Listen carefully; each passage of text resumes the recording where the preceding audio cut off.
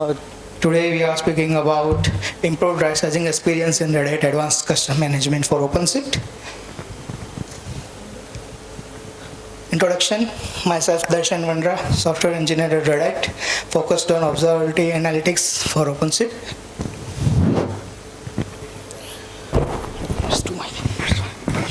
And with me is Zalavadia, principal software engineer at Red Hat. We both are focused on the observability analytics OpenShift. What we are going to talk about today is what is ACM right sizing and why it matters, followed by the architecture diagram walkthrough and the overview of the Grafana dashboard. So I'll hand over to the Raj. He will go on. Thanks, Darshan. So let's first understand what is the ACM right sizing. So that's a tool or feature you can say we build on top of Red Hat Advanced Cluster Management for Kubernetes, which is known as RHACM also, and that helps to optimize CPU and memory allocation across multiple OpenShift clusters. And currently we are offering into two different flavors. You can say one is namespace level right sizing, and another is virtual machine or VM. That's part of OpenShift virtualization. So with that, basically we are trying to help admin as well as company to get kind of a correct amount of resources for optimized performance as well as cost efficiency and stability. So with ACM right sizing, it's analyzed historical data points, and based on that we provide a recommendation. That's basically resource for the CPU as well as the memory allocation, you can say, and which helps team to fine-tune workload configuration. Now let's discuss about why it matters. So first point, if you see each and every company generally deals with dollar amount, right? Each and every team or company wants to minimize that dollar amount. So with that, basically it preventing ideal resource allocations as well as compliance and governance. So with recommendation whatever we are giving, so that helps IT admin or system admin to fine tune and create a proper kind of quotas or limit, and eventually it will help to reduce kind of dollar amount that the company is spending.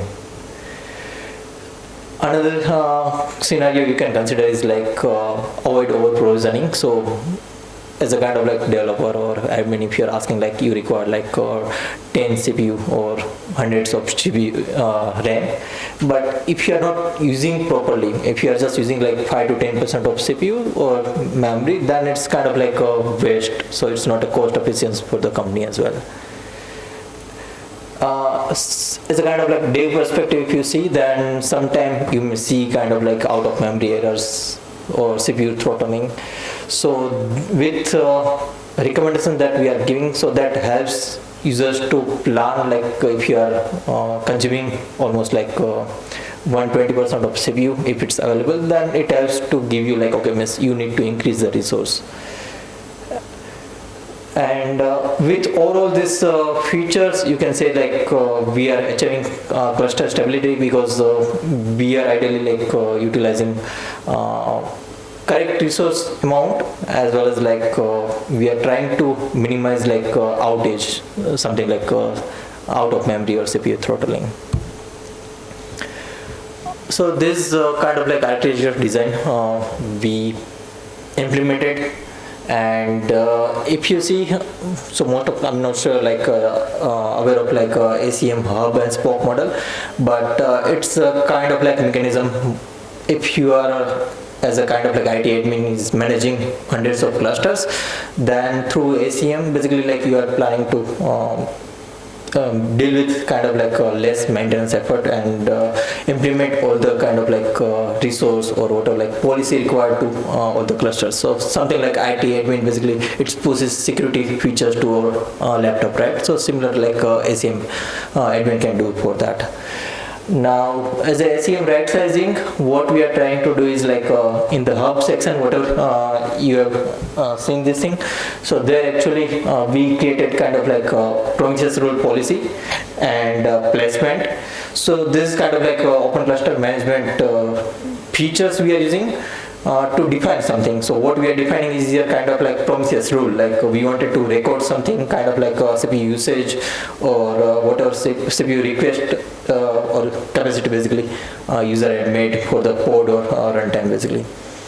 And then finally with placement binding, we are dispatching those Prometheus rule to different Spoke clusters. So now it's the responsibility of each Spoke clusters to whatever like Prometheus rule available into that clusters. So evaluate those rules and produce some kind of like output matrix. And that data will be stored into like Prometheus for the like Spoke clusters. Now we are utilizing like kind of like ACM custom allowed property to record all this Prometheus rule or send all this kind of like Spoke level data points to like hub level data points, and finally it will reside into like a time series data bit into like hub clusters. So why we need to do this thing is like local Prometheus clusters. So generally it may be kind of like rule will be or output will be residing kind of like 10 to 15 days generally, but as a kind of like long storage, so that's where actually we are sending all this rule to time series database. And once we have time series database data is available, so it's in kind of like a metric form. So on top of that we are just building a Grafana dashboard. So basically like admin can visualize like what is the usage or what is the like recommendation for the namespace as well as like VM level.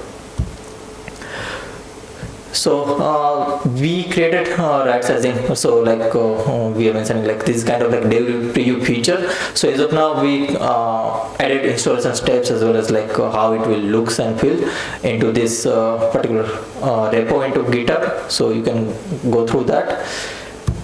And with that I'll just hand it over to Darshan, who can like showcase what is the end product look like as a kind of like Grafana dashboard. Darshan. Yeah, so basically we have two portions of the Grafana dashboard over here. First one is like the ACM hub cluster and Spoke cluster, where we are able to visualize all this resource optimization or the right sizing at the namespace level. So here you can see for the above top panel we can select the clusters and the preferred profile and the aggregation days for the historical data, and the left three panels and the left three panels will show you the cluster level overview, how much the utilization is there and what's the percentage of utilization is going on right now, and what should be the recommended value for the resource allocation. And below the table you can see the detailed explanation of the namespace level, like what's the exact percentage of utilization, what's the request, and it will finally give you on the right hand side table for the what's the recommended value for that. On the graph you can see the real-time usage of the resources for that particular day, and you can see like how the graph is going up and down, so it will help you to normalize it. The same goes for the memory utilization also, all the features like the cluster level overview as well as the detailed namespace level quota and the graph. Now the second part comes from the virtualization part, and yeah, so it also follows the same design. On the top you can select the clusters and the profile, whatever the aggregation days for the past history you wanted to see, as well as you can also select the namespaces going under that cluster. Here on the top panel you can see like what is the over provisions and what is the under provision resources with respect to the CPU and memory. The red one is the over provision and yellow one is the under provision. And below that you can see the two tabs, CPU and memory. It will have a detailed explanation of each VM under which namespace it is and what is the exact resource utilization for that. It's with respect to all the utilization percentage, usage numbers, request, also the recommendation part, and for the customers they can see like how much they can save.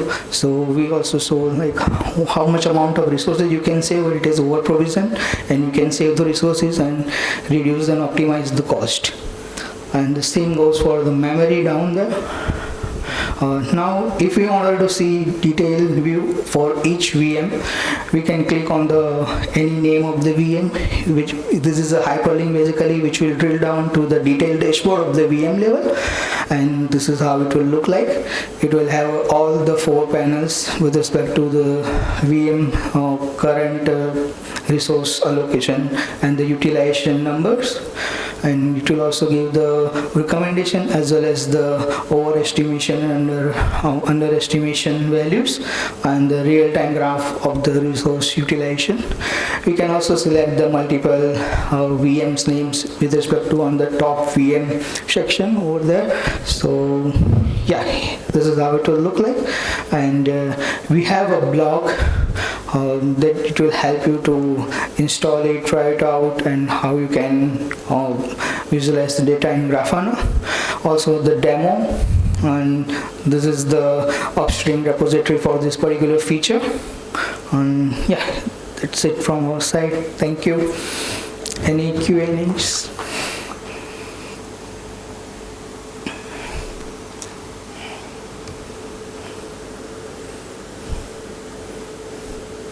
Okay. Yeah. Questions? Yeah. Yes. Does this ACM right sizing have integrations with horizontal pod autoscalers or vertical pod autoscalers? Yeah. So basically you can see the vertical pod autoscaler. It will try to scale the resource optimization at that time, but with this ATM rising you can go to the multiple levels like cluster level, namespace level, and deep down to the workload level, but it doesn't automate right now. Can we use it on different namespaces over different clusters? Yeah, definitely. Okay. Definitely. Thank you. Thank you. Thank you. I guess no more question. No more questions. Thank you.